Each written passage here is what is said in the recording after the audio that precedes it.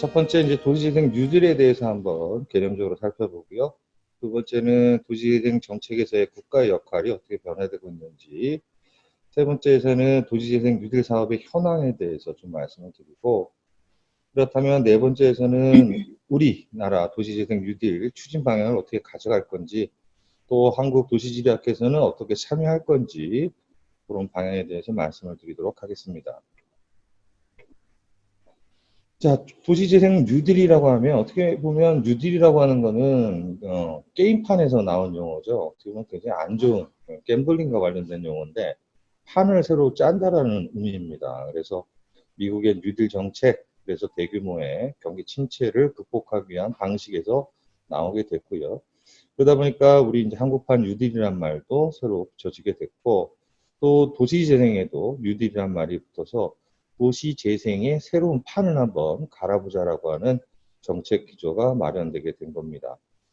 그런데 이 도시재생 뉴딜 사업, 기존에는 뭐 재개발 사업, 철거 재개발, 전면 철거 재개발, 수복 재개발, 이런 도시재생의 유형들이 있었는데, 단순히 불도저로 완전히 철거하고 도시를 재개발하는 것이 아니라 어느 정도 맞춤형으로 새로운 전환을 이뤄보자는 개념이 바로 도시재생 뉴딜이라고 볼 수가 있고요.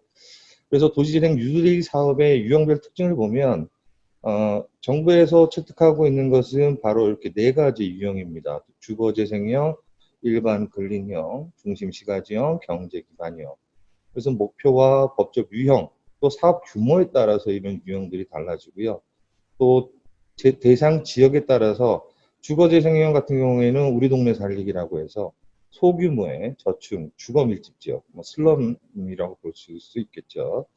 또 주거지 지원형은 저층의 주거 밀집 지역을 대상으로 하게 된다는 겁니다. 자, 그러면 어떻게 보면 우리나라의 뉴타운 사업이라고 하는 것들은 경제 기반형이라고 볼 수 있겠는데, 뭐 산업이나 역세권, 산업단지, 항만, 대규모의 시설들을 경제적으로 재생시키는데 목적을 둔 유형이다라고 볼 수가 있겠습니다. 어떻게 보면 도시재생 뉴딜이라고 하는 사업이 나오게 되면서 우리가 이제 도시 재개발, 재생에 대해서 관심을 전환하게 되는 계기가 되었다. 이렇게 볼 수가 있겠죠. 자, 그렇다면 도시재생 정책에서 국가의 역할은 어떻게 변했느냐? 우리 도시가 굉장히 쇠퇴가 심화되고 주민들의 이제 삶의 질 요구 개선이 굉장히 커지고 있습니다. 그래서 기존 도시재생은 시장이 주도하고 국가는 지원자 역할을 담당을 했었는데 여러 가지 부작용들이 야기가 되죠. 그에 따라서 도시재생법이 새롭게 2013년에 제정이 되고요. 또 어떻게 보면 기존에 있었던 뭐 주거환경 정비법 이런 것들이 통합적으로 융복합돼서 도시재생 활성화법 이런 것들이 또 최근에 만들어지고 있다라는 겁니다. 자, 어떻게 보면 이 그림은 그 도시재생 뉴딜의 전략적 추진 방안이라고 하는 국정원 보고서에서 제가 발췌한 내용인데 1980년대와 90년대만 하더라도 합동재개발 방식이 우세했습니다. 그래서 전면적인 철거 방식으로 이루어지던 사업이었죠. 그러다가 2000년대 들어서면서 MB 정부 때 뉴타운 정책으로 여러 지역을 광역으로 묶는 사업들이 벌어지게 됐고요. 그리고 2010년 이후에 이제 문재인 정부가 들어서게 되면서 이런 불도저식 도시재생을 한번 판을 바꿔보자. 그래서 도시재생 뉴딜 정책으로 정책 전환을 바꾸게 됐다. 이렇게 이해하시면 되겠습니다. 그래서 결국 우리가 기존에 생각하지 못했던 도시재생이 추구하는 가치가 새롭게 부여가 됐습니다. 단순히 노후화된 건축물을 다시 재건축, 재개발하는 것이 아니고 지역 기반 경제를 활성화시키고요. 또 지역 사회 복지를 같이 고려를 하고 또 동네 민주주의 참여를 강조를 하게 되면서 세 가지 가치에 의해서 공간 환경을 개선하자는 쪽으로 정책 전환이 이루어지게 됐다. 이렇게 이해하시면 되겠습니다. 결국 또 최근에는 인구 감소, 지방소멸 위기, 또 앞서 발표에서 봤던 빈집 양산 이런 것들이 굉장히 대두가 되고 있고요. 그에 따라서 문재인 정부에서는 도시재생 뉴딜 로드맵을 2018년 3월에 마련을 하게 됩니다. 그걸 통해서 향후 50조 원의 공적 투자를 할 예정이고요. 그만큼 이제 돈이 굉장히 많이 이 도시재생 뉴딜 사업을 통해서 풀리고 있다라는 겁니다.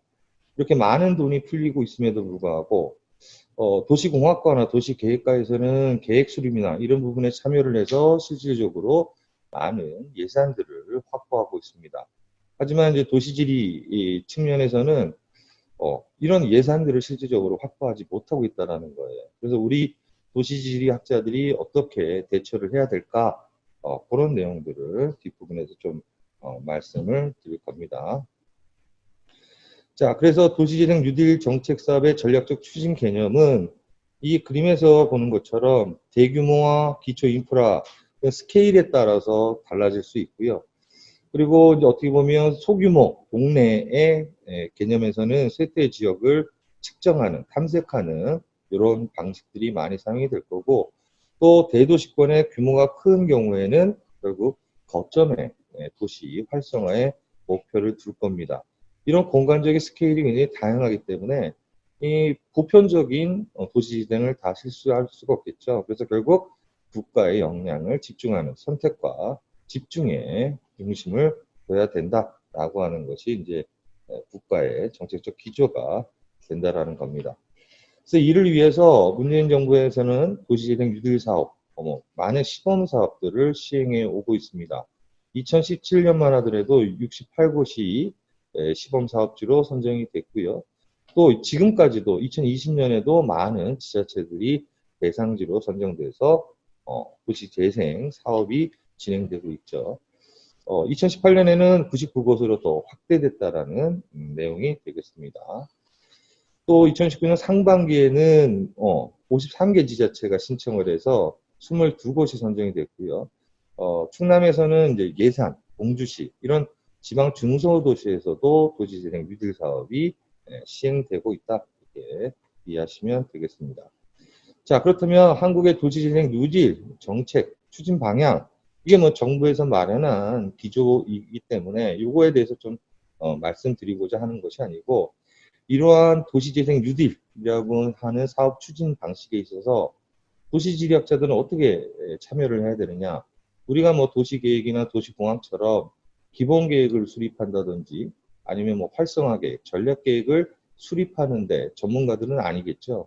그렇다면 지리학자로서, 도시지리학자로서의 장점, 바로 GIS 분석이라든지 탐색에 대한 분석적 연구, 어떻게 보면 도시재생 뉴딜 사업을 시행하기 위한 기초 현황 조사를 하는 부분에 있어서 우리 도시지리학자들이 큰 역할을 할 수 있게 된다는 겁니다. 그래서 뭐 50조 원이라고 하는 어마어마한 그 정부 예산, 거기에 우리가 눈 맞고 그냥 학자로서만 바라볼 것이 아니고 이런 정부 사업, 막대하게 풀리는 예산에 참여할 수 있는 도시지리학적인 역량, 그 첫 번째가 바로 쇠퇴 지역을 탐색하는 도시지리학 연구 이런 곳에 우리 학자들이 좀 관심을 가져야 되지 않을까라고 하는 측면에서 말씀을 드리고요. 또 도시재생 추진 뉴딜의 이제 정부의 추진 방향에 있어서 여러 가지 뭐 우리 동네 살리기, 또 주거지 지원형, 일반 근린형 여러 가지 사업 유형들이 있습니다. 이런 유형들에 있어서 아까 전에 손재선 박사님도 발표를 해주셨지만 우리 또 도시지리학이 갖고 있는 게 마이크로 데이터를 다룰 수 있는 능력이에요. 또 도시지리학자들이 갖고 있는 현지 답사 능력 이런 것들을 활용해서 도시재생 뉴딜 사업들이 이제 지방 중소도시로도 확산되고 있기 때문에 이런 지방 중소도시에 있어서의 기초 현황 조사에 우리 도시지리학자들도 학회의 이름으로 참여를 해서 우리 학회의 역량도 좀 확대시키는 쪽으로 가야 되지 않을까 그런 거를 좀 말씀을 드립니다. 그래서 결국 쇠퇴 진단 및 현안 분석에 우리 한국도시지리학회의 역량을 좀 발휘를 해보자라고 하는 거를 좀 말씀을 드립니다. 쇠퇴 진단에는 아마 도시재생법 시행령에 인구, 산업, 노후 건축물 이 세 가지 기준으로 제시가 되어 있습니다. 근데 인구, 산업, 건축, 노후 건축물에 대한 분석 이런 것들에 대해서 도시지리 학자들이 장점을 갖고 있다는 걸 다시 한번 말씀드리고요. 또 지자체 도시재생 조례를 제정할 때 여러 전문가적인 심의나 자문을 받게 됩니다. 그때 우리 도시지리학자들 참여해서 현장에 목소리를 낼 수 있는 그런 참여 이런 것들도 좀 있었으면 좋겠다는 말씀을 드리고요. 또 지자체 맞춤형 사업 유형 선정과 도시 재생, 지구 계획할 때 단순히 주상목록이라고 하는 토지 이용, 조닝에 대한 것들이 도시 계획자들만의 전유물이 아니고 도시 지리학자들의 또 전유물이 될 수 있다라는 거.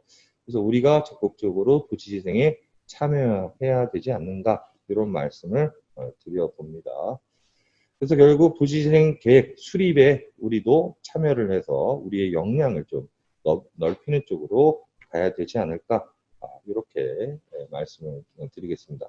자, 이상으로 발표를 마치도록 하겠습니다.